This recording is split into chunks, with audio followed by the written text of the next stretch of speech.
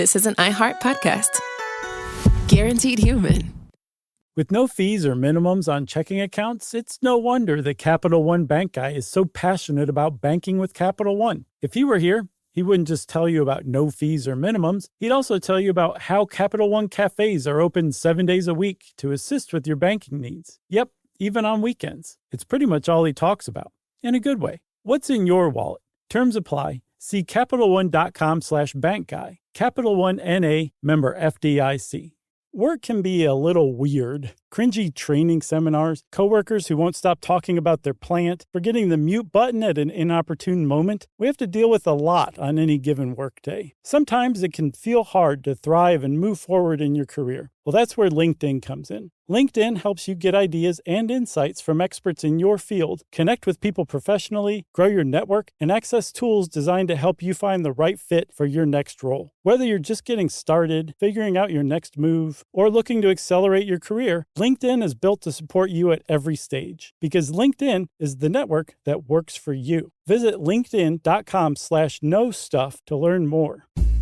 Hey everybody, Chuck here, and welcome to another Saturday Select Stuff You Should Know episode, where Josh and I take turns picking from the classics of some of our favorite episodes, because some of you may not know that there are far more than 300 episodes that you see at Apple Podcasts. We have over 1,000. So we dig into the archives, and my pick this week is from July 8th, 2014, Is Brain Size Related to Intelligence?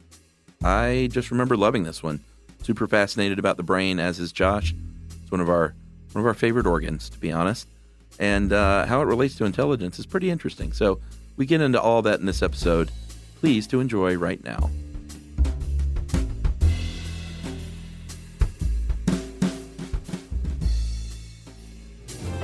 Welcome to Stuff You Should Know from HowStuffWorks.com.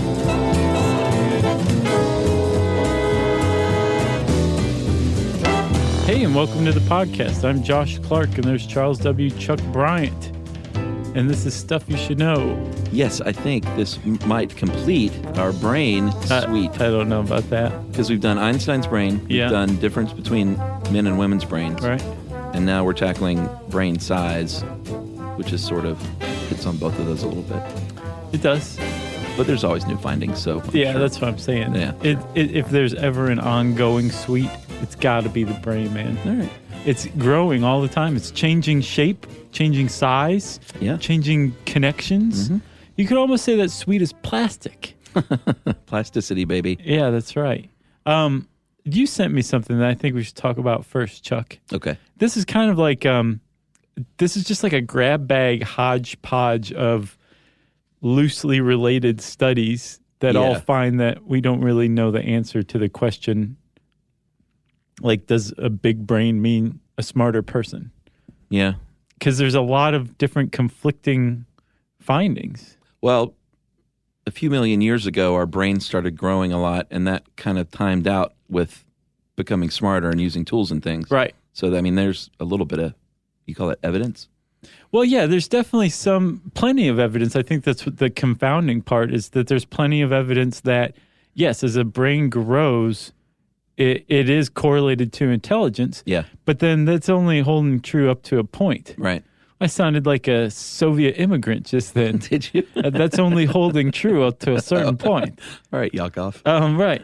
He's in Branson, Missouri, though. Did you know that? Oh, yeah. I think he's got like his own restaurant or something. Well, his own theater, and I think all the theaters serve food. So, right. Yeah. Buttery We food. should go to Branson, man. I want to see what that place is all about. Okay.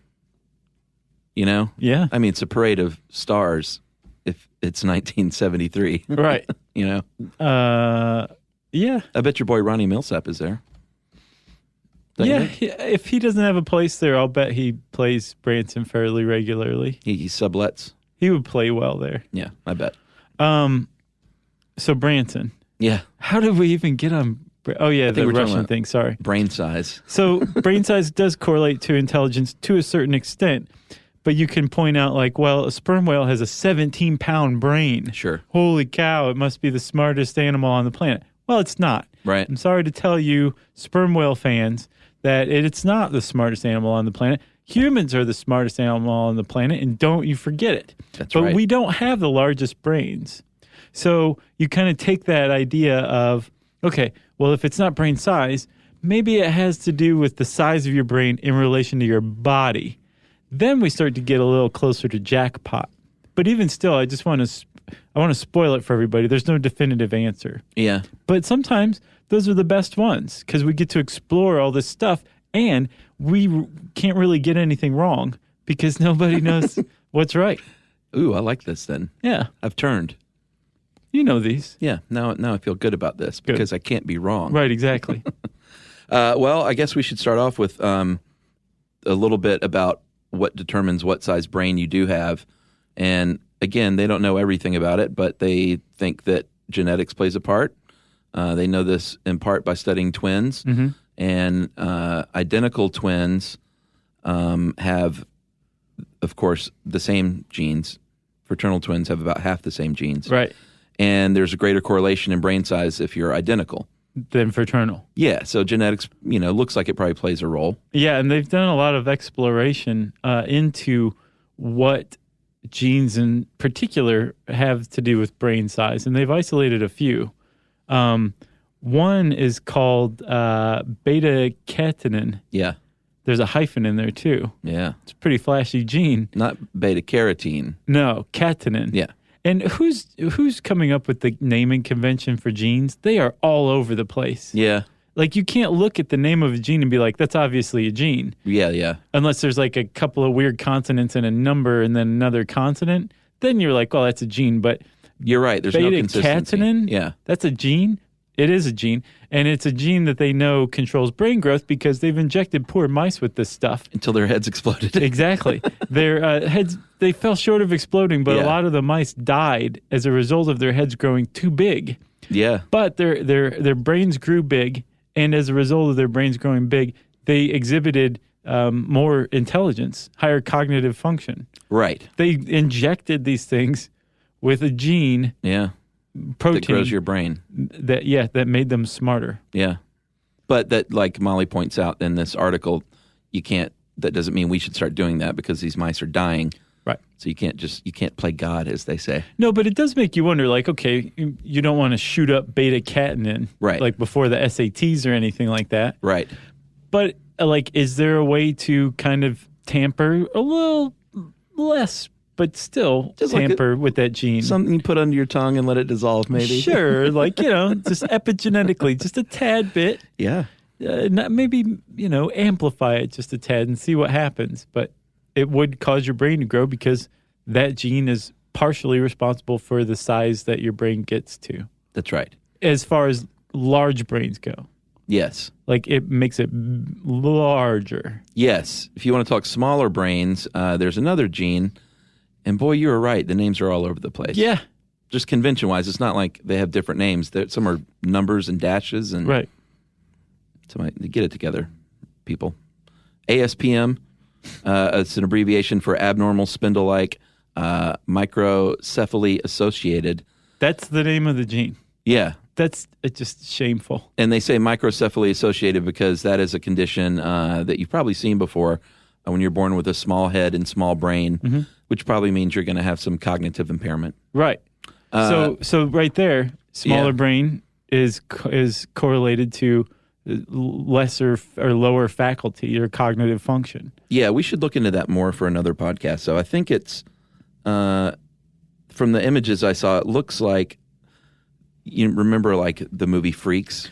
Yes, that guy is I think that's so cute. The deal. I think you have like normal size nose and ears and eyes, but your actual head and skull and brain are smaller. Right. You don't look like the African safari guy from Beetlejuice. It's not proportionately shrunk. Right. It's, yeah. How you get him down so small. Right. That's one of my favorites. What was that guy's name from Freaks? I've read about him before. His real name? Yeah, no, he had his stage name. It was like Topsy or Flopsy or something like that. Yeah. And he apparently something super respectful. Had like the greatest personality of all time. Oh, yeah? Just so lovable and was just exploited basically his whole life until that movie like kind of got vengeance for him because he was a real life sideshow performer. Well, that's good. Yeah. Topsy? It wasn't Topsy. That was the elephant that Edison electrocuted. Yeah, I think you're right. But it was something along those lines. Just a fun name. Yeah. So, Chuck, there's another gene. This is a little more genetically sounding. EMX2. Yeah, that's the sequel. Sure. Sounds like a dirt bike. Right. Or a gene. Yeah.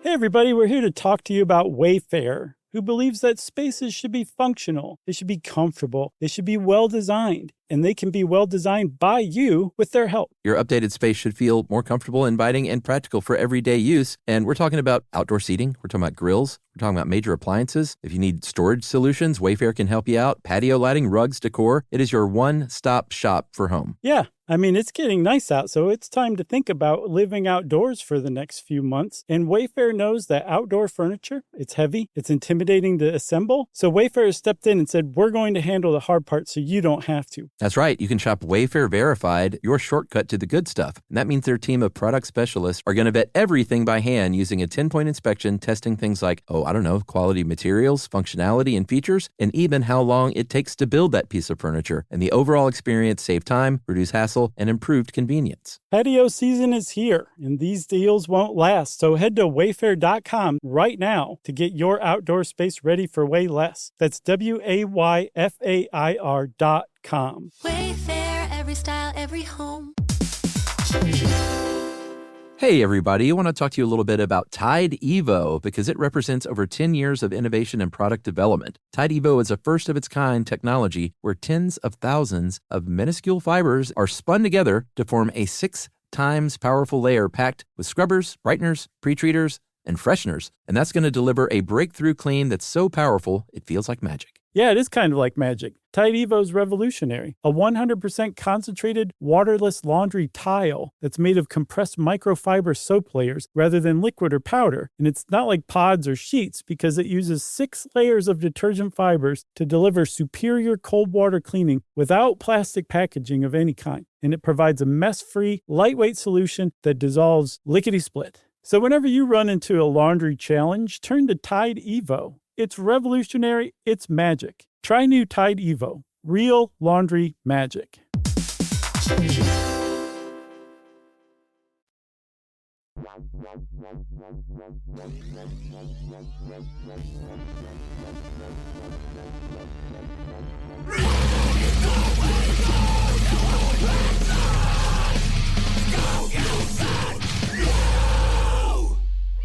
Yeah. It's again, we're not saying like, well, these are the genes that provide you with your intellect. These are just genes that they are saying these things have to do with the size of your brain. Right. And we also have figured out that if you mess with these genes, you may also be messing with cognitive function. Right. So we're laying the groundwork here, everybody. Just bear with us. Yeah. The EMX2 gene apparently has to do with the growth of your the functional subdivisions of the cortex. Okay. You have different cortices. Sure. They're responsible for different things. So like if in that New York Times article you sent me, the guy uses the visual cortex as an example. Right. Where like you get all your visual sensory input and your brain puts it all together. Yeah. That cortex, that region of your brain is responsible for a fairly specific but also very complicated task. Yeah.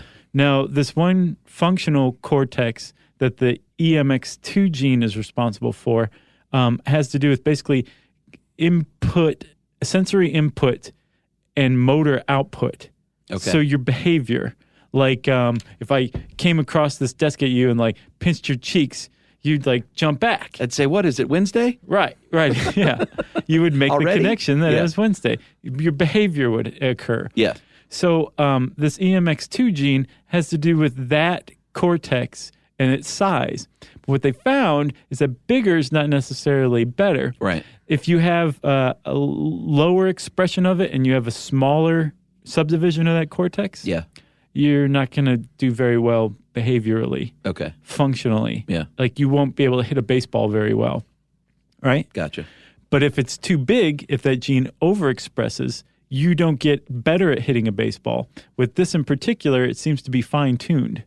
I gotcha. So if you're not hitting that sweet spot, you're never going to hit a baseball. Right. And there may be myriad other problems, but you're definitely not going to hit that baseball. So that means you're born with baseball talent? Pretty much. Yeah. Yeah, because it's genetic. And there's some people who are so close to perfect that like baseball just comes naturally to them. Right. Like Robert Redford. Exactly. Yeah. Man, he really gave those lights a wallop. Yeah, he's the natural. So that's the genetic basis of it, Chuck. Yeah, and I guess we should talk some about size if it's important, because this is sort of the debate that keeps going on. Is brain size corollary to intelligence levels? Right. They have found links between if you have a lot of brain growth, if it's disproportionate early on, they've linked that, and early on meaning the first 12 months, they've linked that to autism. So super rapid growth what it may do is just prevent those neural connections from happening like they should. Right. And actually, that kind of links into that tethering thing I sent you too. It does. Which we will talk about later. In biology, though, there's kind of this consensus that it's not the only determinant. Yeah. That it has a lot to do with environment as well. I think kind of as a whole, people who investigate correlations between brain size and intelligence have totally abandoned the idea that like your brain is predetermined to grow a certain way, and then that's that. Yeah. Well, size-wise, they've also found that if you have ADHD, if you're an adolescent, your brain might be 3 to 4% smaller than your classmate who does not have ADHD. Yeah. And your brain shrinks as you get older, but doesn't necessarily lose functionality because of the shrinkage. It's not to say when you get older you don't, lose functionality, but it's not due to the size. No, they think that it's probably mostly due to plaque buildup. Oh, really? Mm-hmm. Okay. That your synapses are just kind of built up with gunk, remnant proteins from years and decades of firings. And you shake that off by continuing to use it? Yes, that's one thing. But also they've recently found that while you sleep, they think now the function of sleep, they didn't notice it before until, I don't know what kind of new imaging technology they used, but they found out that there's this whole channel of like basically a sewage system that just clears out all the gunk from your brain while you're sleeping at night. And that's why you are cognitively refreshed. That makes sense. From sleep. And we did one on why is sleep so important, right? Yes. I think that was in there. We've done a bunch. There's a whole sleep suite too. All right. So one of the reasons why people are still debating whether or not brain size equals more intelligence or less intelligence is because when there are a lot of different ways to measure the brain, like do you take a tape measure and go around it? Mm-hmm. Or do you go from the middle out? Or do you do it proportion to your body size, which is a real measurement called encephalation quotient? Right. And if they're talking about your body size, what if you're super fat? Like, there are all these different ways, and no one, I don't think, has ever come to a consensus on the best way to actually do the measurement in the first place. No, and there's another really big outstanding question is how do you measure intelligence? Like, are IQ tests actually legitimate? Yeah, so when you have two parts of your equation that are both hinky, how can you come up with an answer? Well, it depends. Like, if you're comparing species to species, that encephalization quotient actually has been proven to be pretty effective. Okay. So, like, the proportion of your brain to your body size is a pretty decent predictor of your EQ, is what it's called. As a mammal. Yes. As a mammal. When you go outside of mammals, it gets less and less effective. Right. But with humans, for example, our brain is like 2.7 pounds on average. Yeah. It's something like around 2 to 3. I've seen as much as 5, but I think it's about 3% of our body weight. Yeah. But it uses up about 20% of the energy, which is another measure. Yes. Like how much energy does your brain require? the more energy your brain requires, in addition to things like EQ, you can get a pretty good idea of like how intelligent that being is. Yeah. Well, Einstein's brain, remember, was the same size, but different parts were bigger than others, right? So supposedly that's come under fire lately. Oh, really? Yeah. Somebody was like, these studies are terrible. Like, you can't make these huge leaps and bounds and in conclusions just from a couple of strips of brain tissue. Right. But apparently most studies have. Well, I think that's sort of like a juicy thing that people like to talk about, Einstein's brain. Yeah. You know, I could see people making that leap. Right, and the idea that like, oh, well, Einstein's brain is just like anybody else's. Yeah. Well, that means that anybody could be a genius, you know? It really argues in favor of the nurture side of things. Right. But if his brain is structurally different, well, then genius is an inborn natural thing. It's just nature versus nurture played out on poor Einstein's sliced up brain. Yeah. That lived in a garage for many years, like everyone's brain. So here's the most controversial thing. Like when you're comparing species to species, like you said, especially among mammals, Chuck, it's easier to say like, yes, this EQ thing works. Yeah. But within a single species, that's when things start to fall apart. For instance, specifically among humans, men tend to have about 100 grams more mass to their brain than women. Right. But if a bigger brain means that you are more intelligent, right, then does that mean that men are more intelligent than women? I think we all know that women are more intelligent than men. Okay, so then brain size really has nothing to do with it, at least intra-species. That's what I'm saying. But there have been plenty of studies that I'm sure got a lot of people's hackles up. One guy named Michael McDaniel, who's a psychologist, basically entered the news cycle, bursting onto the scene in 2005. Yeah, which is always a little bit like, who's this guy? Right. Yeah. But he came up with a study that was ready-made for CNN. Yeah, I mean, he said flat out that bigger brains means you're smarter. Yes. And that IE or EG, which one is it? IE in this case. Men are smarter than women. Yeah. Yeah. That's what he was saying. Yeah. Because he basically put brain imaging tests and IQ tests together and said, well, there's a direct correlation between the two. And again, with these tests, they did, they compared, or they converted SAT scores of 100,000 17 and 18-year-olds to an IQ score. And I don't see why they even had to do that.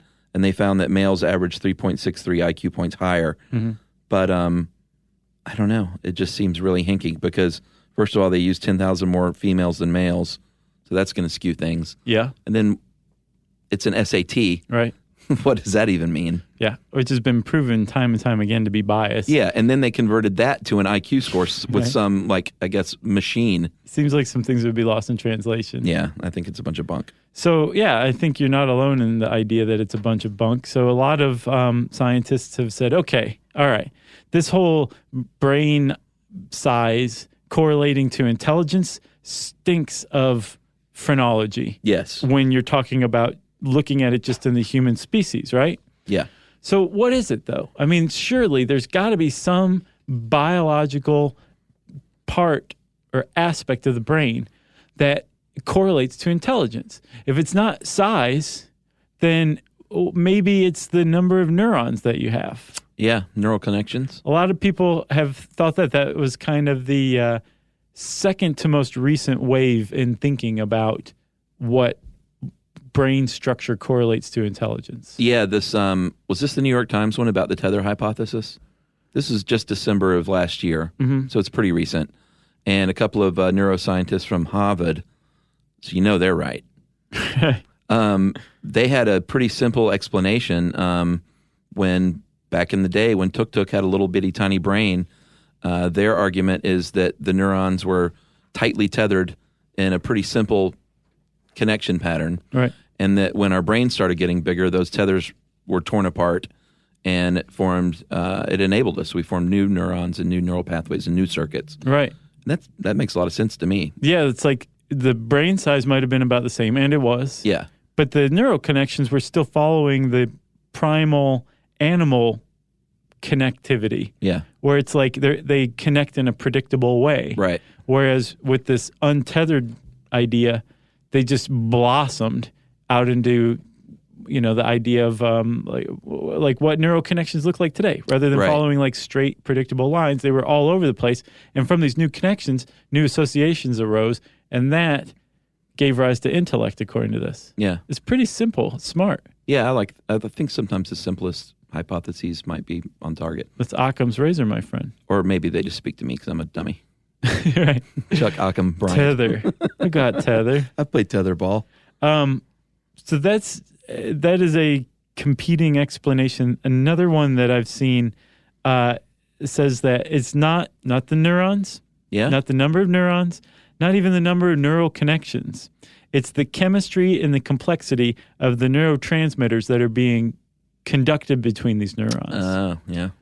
And from this has kind of come this new idea that it's folly to even say, well, humans are obviously smarter than a bottlenose dolphin, even though they're smart, because the bottlenose dolphin's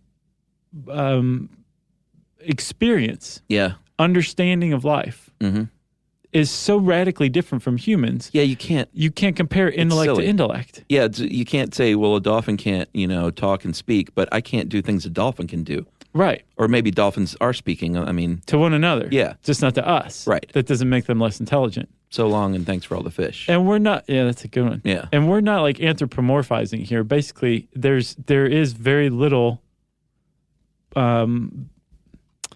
point, I guess. Yeah, I don't get it. To comparing the two. There's tremendous point to getting to cracking this code and understanding dolphin intellect or bird intellect. Agreed. Or octopus intellect. Right. And human intellect. But to compare them it's an exercise in futility. There's no point to it. I don't get it. Yeah. Compare dolphin A to dolphin B. Yeah. One may be smarter. One might have a little patchy mustache and hang out at the gas station a lot. That's not the smart one. Yeah, I think people do this to I think they're trying to claim some either superiority of animals over humans or humans over animals. Right, and that's that's a big issue these days. Like there are groups, animal rights groups that are trying to further animal rights by getting them inalienable rights like humans have. Right. Which would really screw up the zoo system. Yeah. You can look for our podcast on that too. We did. Yeah, that was a good one. Yeah. I think we landed pretty heavily against zoos. Yeah, we did. But to each their own. But I haven't been to a zoo since then.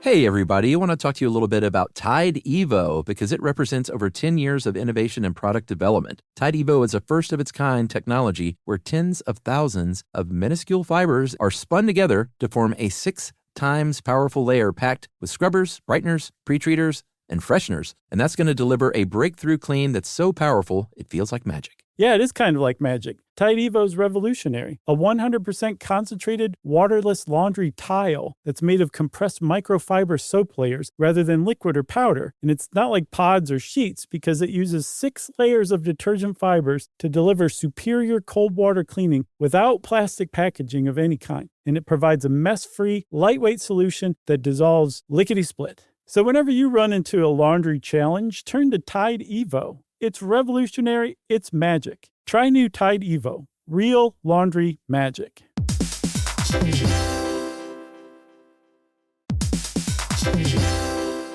Hey everybody, when you're at work, you never know when you're going to get interrupted, like when an office fire drill happens right in the middle of your presentation, or maybe construction is going on just outside your window. But with the Dell Pro laptop powered by Intel Core Ultra with vPro, no matter how many interruptions you have, your laptop won't be one of them. Yeah, with a battery that's optimized for the way you work and built-in intelligence that quiets distractions the moment you're trying to focus, your tech won't slow you down, even when you're getting bounced from an office you forgot to reserve. The Dell Pro, built for those who stay in the flow. Find technology built the way you work at Dell.com/Dell-Pro. Built for you.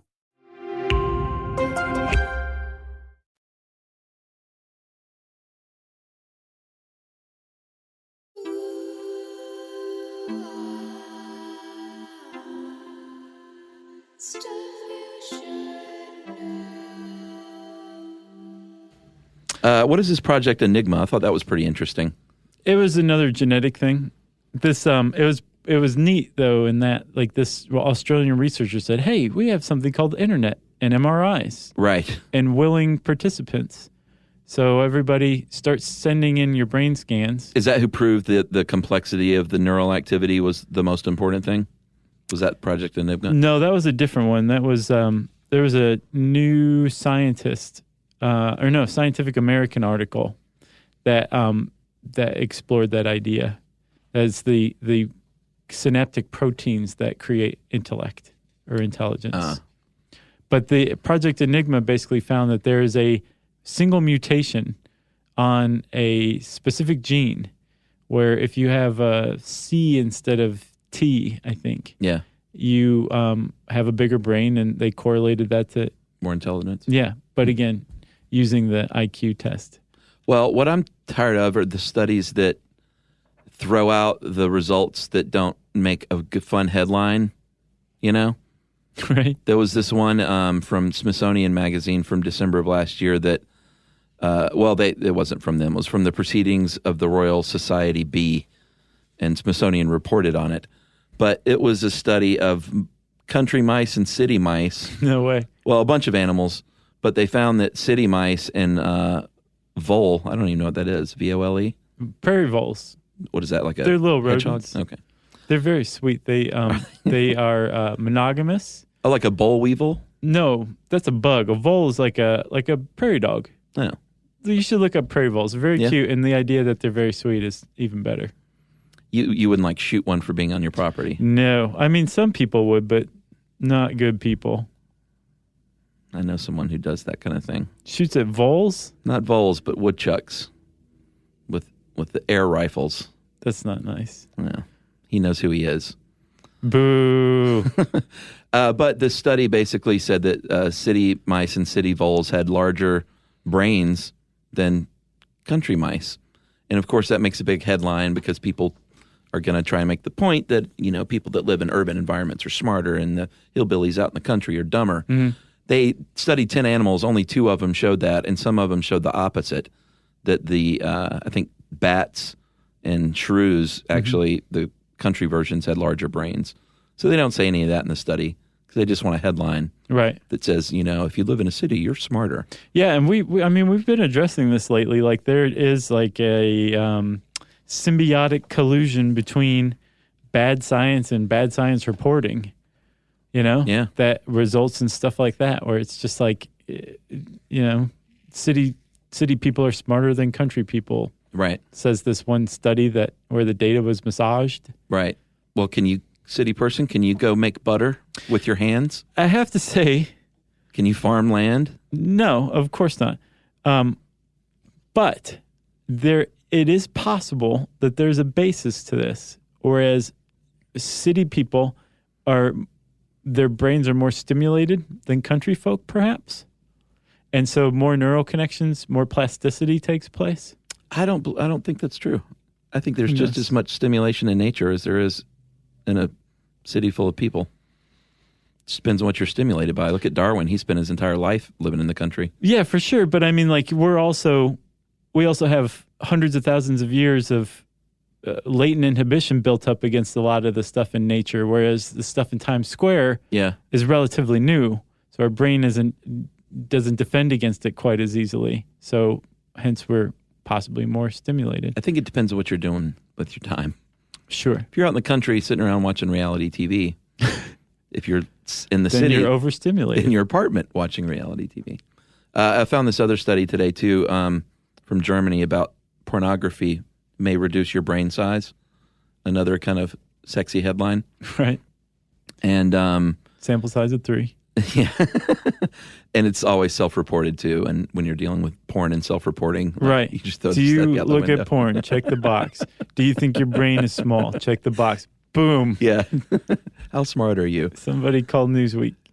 They cannot say that watching porn caused a decrease in brain matter, but they did say they found that the volume of striatum, a brain region that's been associated with reward processing and motivated behavior, was smaller, the more pornography you consumed. And basically where they're at is we don't know whether it's causing this or if people that Oh, yeah. They get struck dumb and they're like, oh. Yeah, they're just into watching porn more. Gotcha. So, like in Idiocracy, again, that movie, man. There's probably been no other movie that's made more of a legitimate appearance in our episodes than that movie. Idiocracy? Yeah. Yeah, I think you're right. Yep. Mike Judge, he's on to something. He is. Do you watch Silicon Valley? I haven't. It's good. I know Kumail Nanjiani's in it, though. Yeah, he's funny. Does he do well? Yeah, Martin Starr. It's it's a good show. Nice.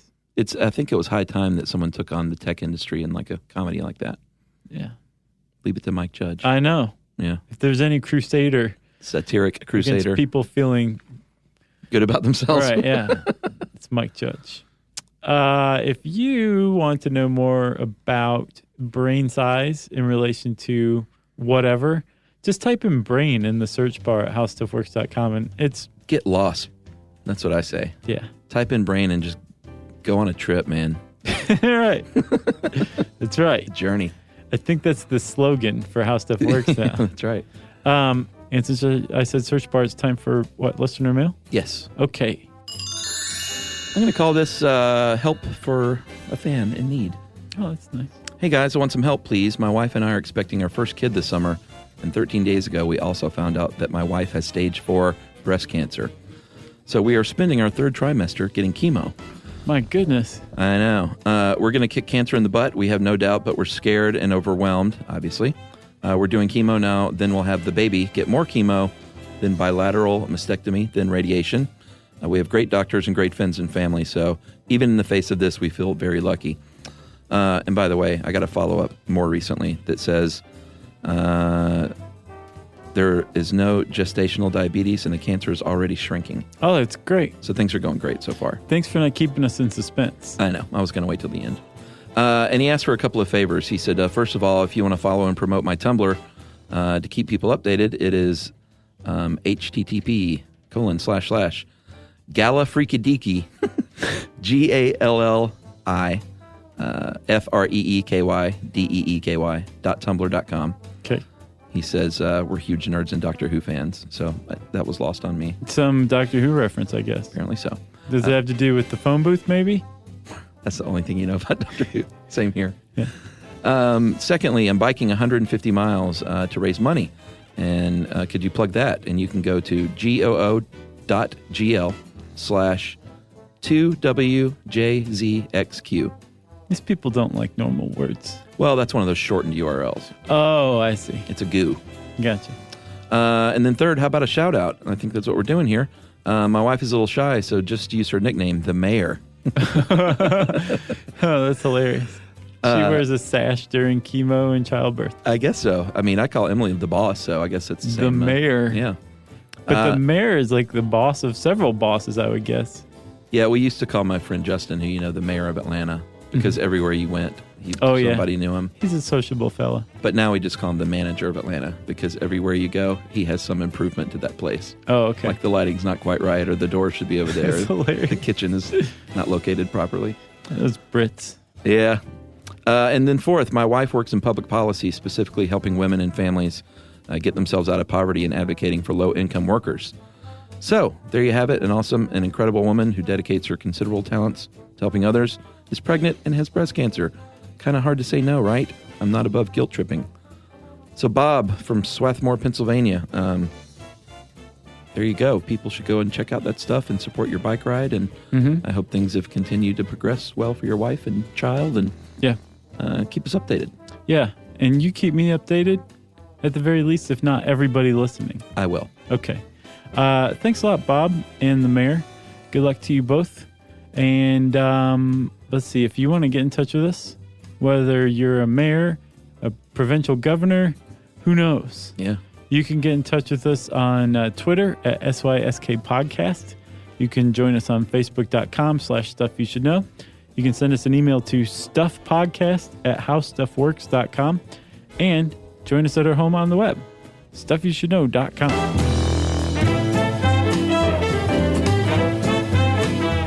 For more on this and thousands of other topics, visit howstuffworks.com.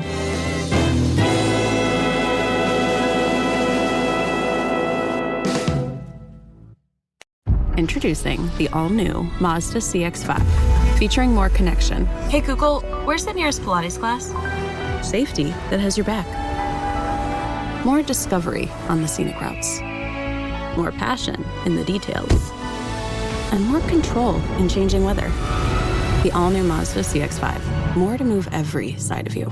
See it in 5 films at MazdaUSA.com/5sides. Google is a trademark of Google LLC. Sequences shortened and simulated. Everyone knows winter is the real mess maker. You don't need WeatherTech floor liners for summer unless you hit the beach and half the beach ends up back in your car, or the campsite dirt ends up in your trunk. Then you'd want a cargo liner, or a road trip goes sideways, lemonade spills, ketchup goes rogue, ice cream drips. Yeah, you'd be pretty happy about those WeatherTech seat protectors. So just to be clear, as the mud you're inevitably going to step in this summer, you don't need WeatherTech unless you plan on doing summer. Visit WeatherTech.com today. This is an iHeart podcast.